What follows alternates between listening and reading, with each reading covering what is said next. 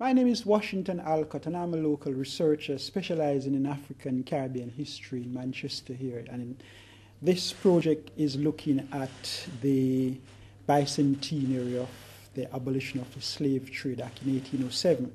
And this afternoon, I am making a presentation looking at more than slaves, whereby I am demonstrating products that form part of the cargo that were not slaves as they were termed. So I'm omitting the people element and talk about products, food, objects, art and artifacts that moves between the triangle from Africa to the West Indies, the Americas, back into England, and from England back to Africa. So that's what I want to demonstrate. So was that cargo kind of supplementary, or was it how did they decide what went with the human some cargo? Some of it wasn't supplementary. Most of it was direct because people needed to be fed and people needed to be housed in a comfortable situation, as well as the supplementary bits were those which we can safely say aid the sailors for their lifestyles, other than those which were not directly for commerce. The breadfruit was one of the chief staples that was on the slave ship used in the plantation, and it moved from West Africa into the Caribbean with this trader known as Captain Blight. He wasn't a slave trader, he was a commercial trader in many products that moves between Africa, Europe, and the West Indies. And when he realized that they needed food, he introduced a breadfruit. This fruit is very common throughout the tropics in Africa and parts of the West Indies and parts of Southeast Asia. It is a versatile fruit, can just be boiled, roasted, or baked, and is ready for eating. It was a very good supplement at the time. None of it goes to waste. The skin here, middle part, is the core which is not eaten, was and is still used to feed animals, while the skin can be used as a source of energy. It can be burnt. And you can use it to make chips, punch, a range of food and other things you can get from this one fruit. And it was very popular with the slaves then. So was it cultivated? Yeah, it was cultivated back there, yeah.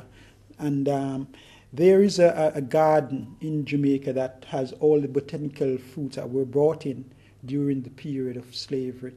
And they are all host there, and the breadfruit is one of the three, yeah. So they use the seeds as well? Yeah, they use the seeds, yeah. Water was essential on the ships, and the gourd was the primary instrument or container used for water. The gourd originates also in West Africa. It is grown on a tree.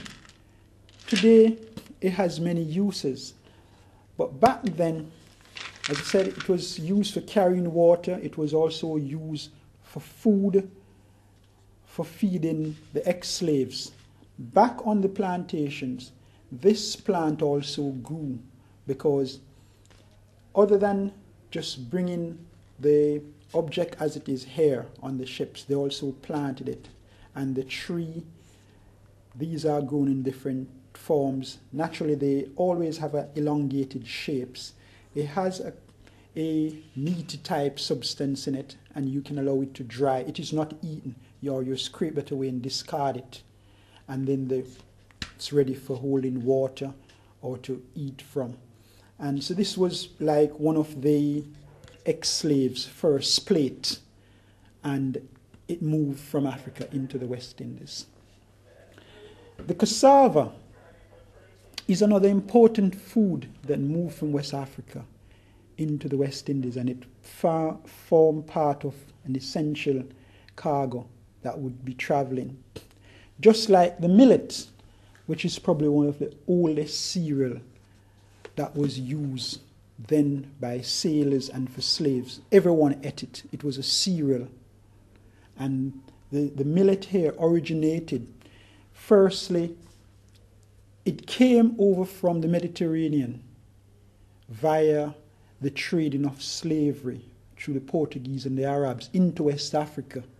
And when the British started trading from West Africa into the West Indies, this was also a primary food cereal. And this also moved right around the triangle into England, from England back into West Africa. So these were some of the essential foods that moved directly on ships and used to feed the ex-slaves on ships as well as on the plantation. Of the sailors, this interesting bottle, two things I'd like to point out here.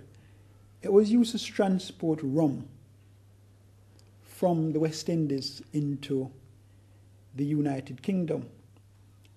But two other things that this bottle used for was for transporting hot liquid, and it was used by the sailors, according to the literature, for tea and chocolate, because it was able to hold it hot, and hence they also used it for that additional purpose. The bottle has two interesting designs about it. It has the sailors' point on it, as well as it has this, if you're looking very, it has a kind of feminish looking. What I'm seeing here is that even in design of stuff, it was showing you that there was a male domination of the whole trading thing. That's something I saw in this bottle. Yeah, so when does that bottle date from? Yeah. Is it, what, this bottle is, 1920s, yes, this one is dated from back in the early, just after this First War. But this one is just a replica of the original stuff. But these bottles were popular moving during the slave trade. Yeah, carrying rum. Because as you will be aware, the barrel was carrying bulk, but these were just for small usage. Another cargo that moved extensively on one area of the triangle was indigo. Indigo also has some interesting connections to Manchester.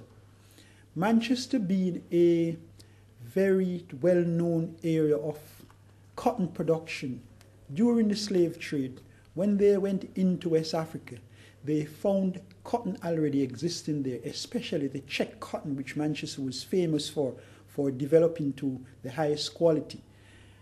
But when they realized West Africa couldn't meet the demands for Africans to use the cotton, they brought back indigo into Manchester and places like London to enhance the cotton production here and as a dye for the cotton. And Touche, one of the well-known Mancunian trader in commerce and particular in dyes and ink for the cotton industry, indigo was one of the products that he brought in very large quantities back from West Africa into Manchester. So here we have a product that didn't go all around the trade. So was that a mineral? Was that kind of it's a wood. Yeah, but because of the ink properties, which I am aware, it has so much more than just the basic colors, or it can enhance, like maybe a primer for other inks. It was a very priced commodity at the time, and Touche had like the right to import it into Manchester. That made him a very rich man. Very rich man, yeah. He was like he had the monopoly on inks and dyes for the industry in the Manchester cotton industry, yeah. He was a very wealthy guy, and he capitalized on this when he was moving out to London, coming to Manchester, and capitalized on the dye area of the cotton industry.